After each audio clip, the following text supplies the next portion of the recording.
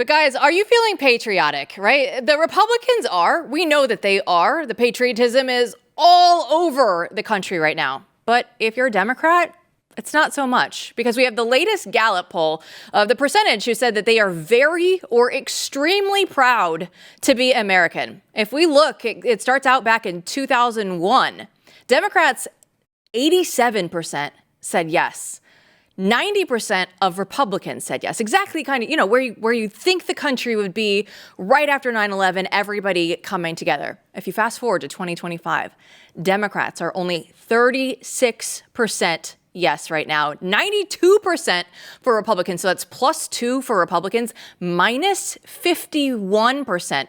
So Matt, when we look at this, how do you even coexist when we get results like this in this poll?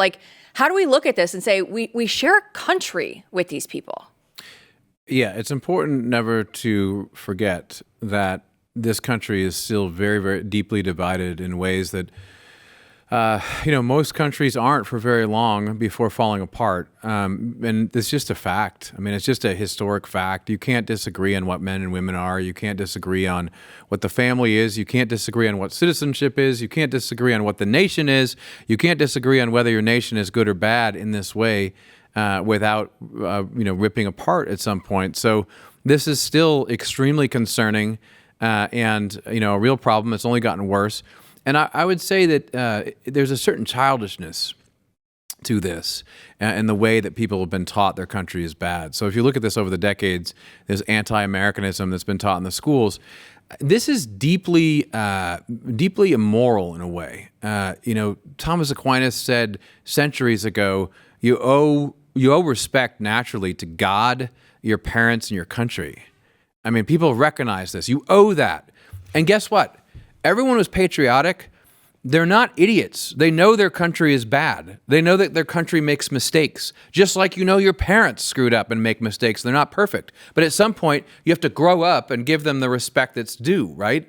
And that's what's going on here. It's like this weird perfect abstraction in people's heads, and our country is so bad. And it just sounds like a teenage kid who's rebellious. Sounds like a child.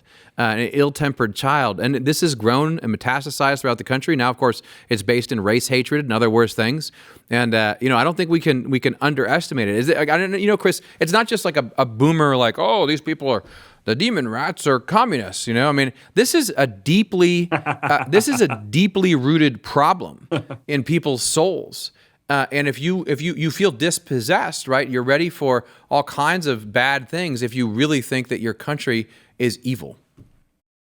You're right, and you were exactly right earlier. You don't really what makes a people, what unites them. You've got generally a shared religion. You've got a shared history. You've got a shared language. You have shared borders, shared cultural mores. I mean, there's going to be differences between Northeast culture and Texas culture and California culture, but you've got the same values over what is right, what is wrong, what deserves an apology. Although some people in the South are still more pro cockfighting and some people in the North are pro horse racing than maybe you'll find in other parts of the country. Generally speaking, you're united in that.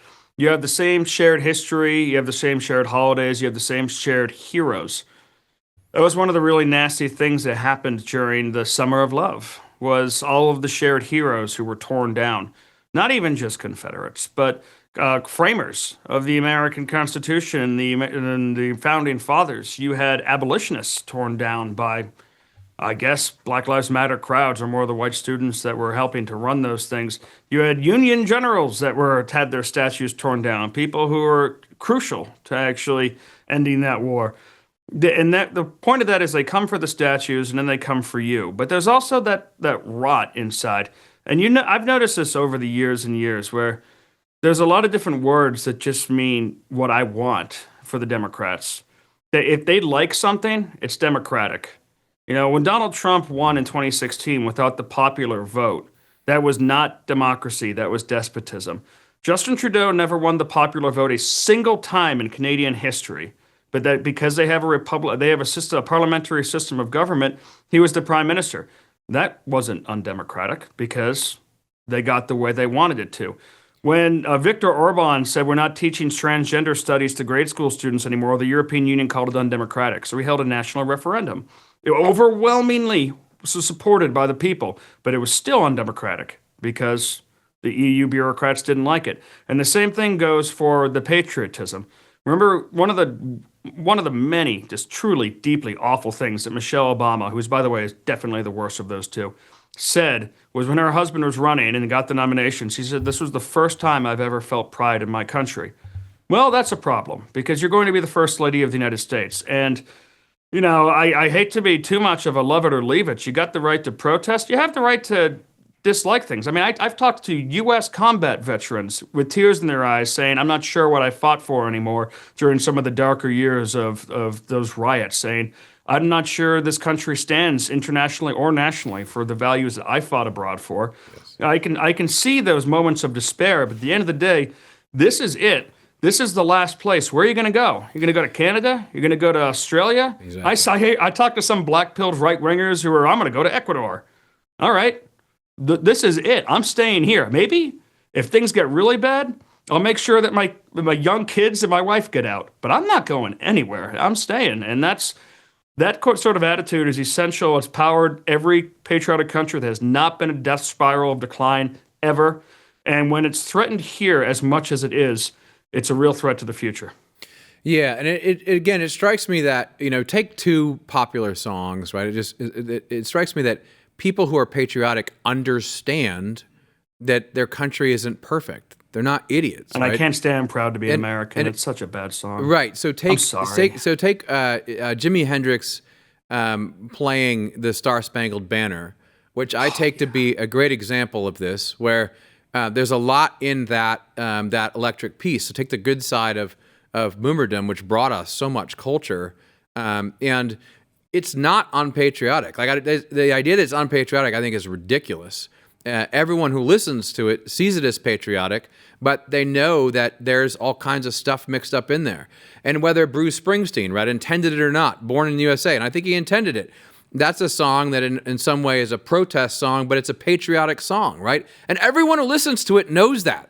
You know, I don't understand. Like, there's no nuance on the left with this. America's evil to the core, blah, blah, blah. Like, you think people who lived through Vietnam didn't know, like, their country doesn't make mistakes, but they're still patriotic? Like, that's like every veteran who votes right in America, they know that. And acting on that belief, the reality of your country being flawed, just like your parents have made mistakes too. At some point, you grow up and you try to help them the best you can, and you move forward. And you're right. Especially if you say, "No, I'm going to stay here and fight to the end," that gives us the sort of hope we need. But it really is bizarre to me the way in which educated people and people who are trying to, ingratiate themselves with the elites act on this stuff. It's so stupid. Like they're the ones who are simplistic. I don't know. I should stop ranting here, but we could go on forever. Yeah. What's lacking in their lives is properly understood Christianity, and I can say that pretty assuredly. Yeah. Sometimes I have folks say to me, "Oh, you go to church every Sunday with your family? You must be a great person." Well, you don't have to go to church every Sunday if you're a great person. That's a place where sinners gather. We are flawed. The church has flaws. The people in the pews have flaws. People have to go to confession for a reason. It's an essential aspect of it. But for things to be unforgivable, for the past to be irredeemable, for your ancestors who gave you what you have to be monsters, that takes a very unchristian, very kind of pagan understanding of what this is, and it reflects in those polls. It absolutely does. And we are all still feeling patriotic here. We're going to take this through the 4th of July. Bedford, thanks so much for the time. Great stuff as always. Oh, fantastic. I'll see you soon. We'll see you tomorrow. Don't go anywhere. Mike Howell will be up next. We're going to get into the investigations right after this.